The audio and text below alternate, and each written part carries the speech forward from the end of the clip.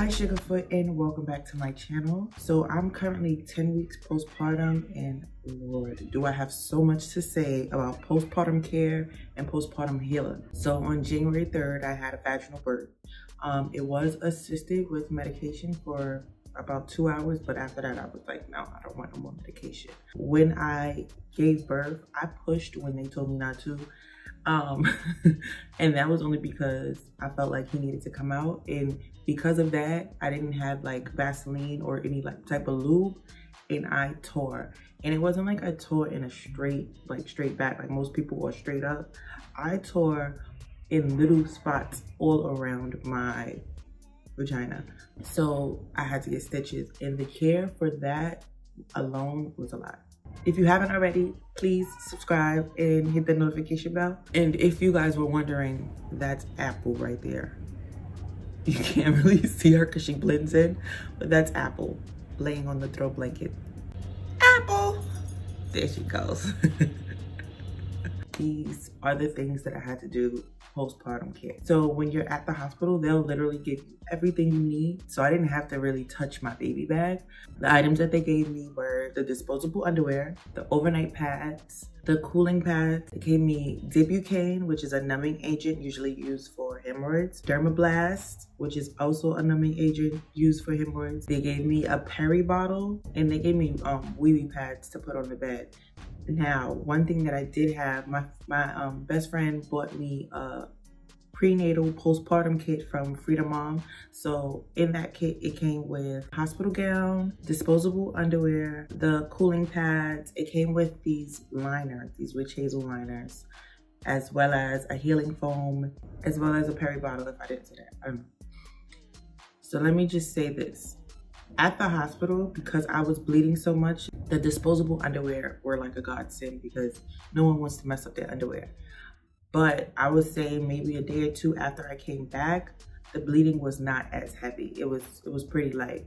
So I ditched the disposable underwear. I still used them. I used them up in one day just to get rid of them because I'm like, I might as well use them if I have them. But they became annoying because I wasn't bleeding that much. So it was like, why are you wearing these disposable underwear?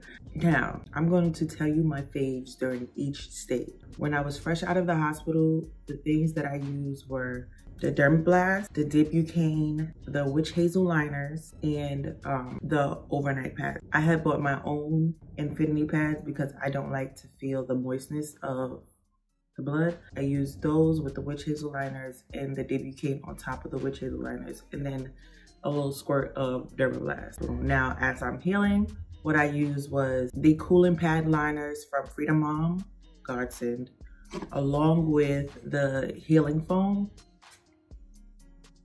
Those two together with a little Dibbucaine, amazing, okay? I was able to sit down directly.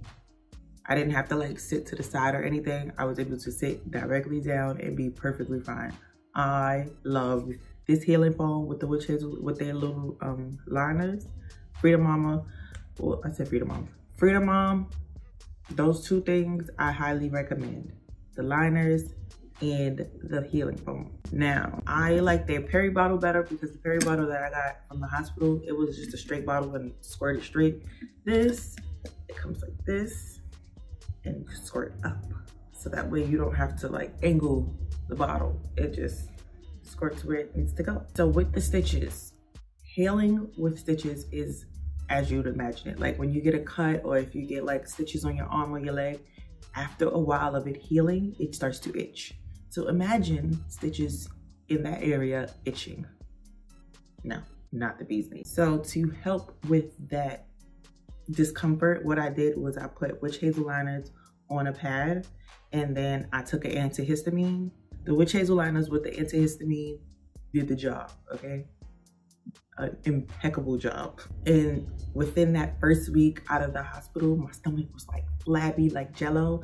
So I thought it would be best if I wrapped it. Not a good idea, not for me. I know some people that wrap their belly the day after they give birth. No, I felt like my vagina was like pushing down and coming out. So I just held off on wrapping my stomach. I did feel like Of course, after giving birth, when you start, especially if you're breastfeeding, you'll feel your uterus contract because your body is releasing oxytocins, which causes it to like shrink back to normal. The hospital did ask if I wanted pain pills, but I was fine. I felt like I was fine. It didn't bother me that much. Nothing compared to labor, okay? Labor pain. So I was fine. I did feel like phantom kicks. And when I say that, I mean, and it felt like I still had him inside of me kicking, but really it was just like my organs going back to their normal place. And that is the weirdest feeling ever. Like, weirdest feeling ever. One symptom that was like really prominent throughout my healing process was the pressure that I felt, especially when I peed. It was like I couldn't really control my pee. And then I felt like pressure on my urethra when I peed. I still kind of feel that pressure now, but it's not as much as it was fresh out of the hospital. One thing that did go wrong throughout my healing process was I had one of my stitches got infected. First of all, you don't want anything going wrong in that area. One of my stitches got infected and it like swelled up and it turned white a little just in that area, and it was hard. So what I did was, of course, I made a doctor's appointment because I'm like, I need this going as soon as possible.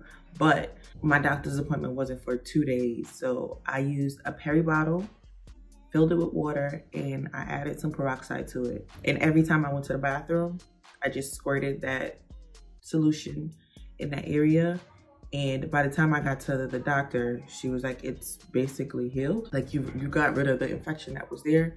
And she used, I believe it's called silver nitrate. And she kind of cauterized it in a sense.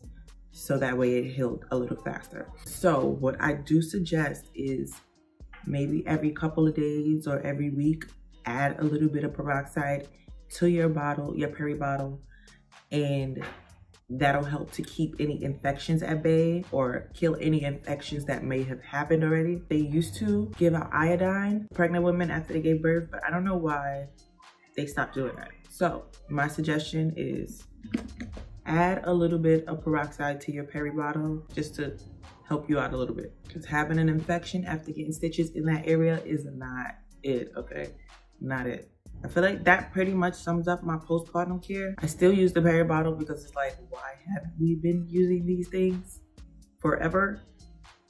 It's like having a handheld bidet. So in a separate video, I'll talk about my ab separation, my diastasis recti, and how I healed it back to normal. Thank you for watching my video. Please like, comment, and subscribe. And I'll see you guys in the next video, okay? Hey Sugarfoot, I officially have merchandise available and you can access it through the link in my bio and become part of the Sugarfoot squad. So yes, like, comment, and subscribe and support by buying some merchandise.